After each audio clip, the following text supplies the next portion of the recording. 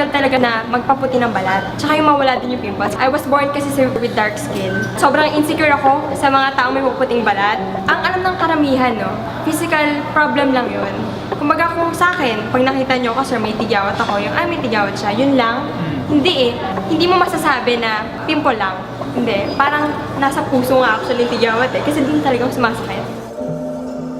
Emotional problem po siya. Hindi lang para sa akin. Hindi ko lang po na-experience yun. Siya rin. At marami pang tao, sir. Umabot po sa time na ayoko nang humarap sa tao. Ayoko nang lumabas ng bahay.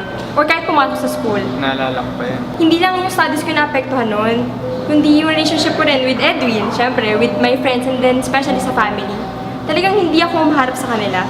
Kahit kumain sabay-sabay. Dahil sobrang hiyang-hiya po talaga ako sa face ko. Si Daniel kasi talaga, alam ko yung abilidad niya.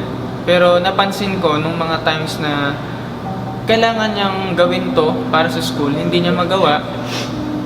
Naging naging sagabal talaga sa college life niya, no?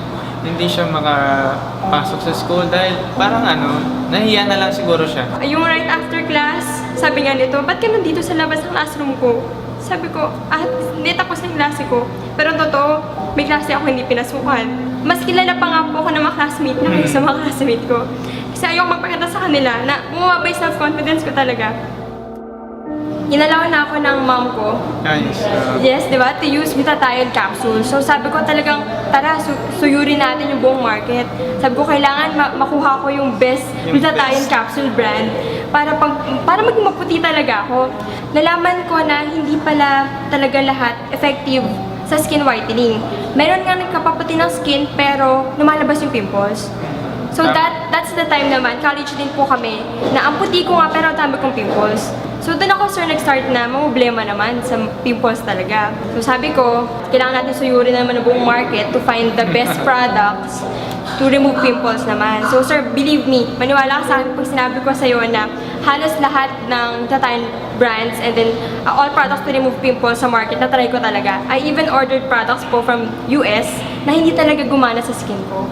Feeling ko hindi ko na ma-achieve yung pangarap ko na magkaroon ng maputing skin and at the same time walang pimples. Then a friend recommended naman sa akin na gumamit ako ng Royal L-Gluta Power. So yun ang pinagamit niya sa akin. So yung capsule, sabi ko, ayan na naman, glutathione capsules na naman. So sabi ko, sige, depende naman yan eh. It's either magiging maputi skin ko pero may pimples ako or wala akong pimples pero may itim ako. So sabi ko, sige, try natin. Few weeks pa lang na ginagamit ko siya. So I take it once a day pa noon.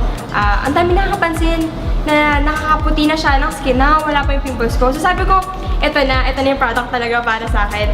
Even my mom, sabi niya sa akin, uy, anong ginagamit mo? Bakit iba yung glow?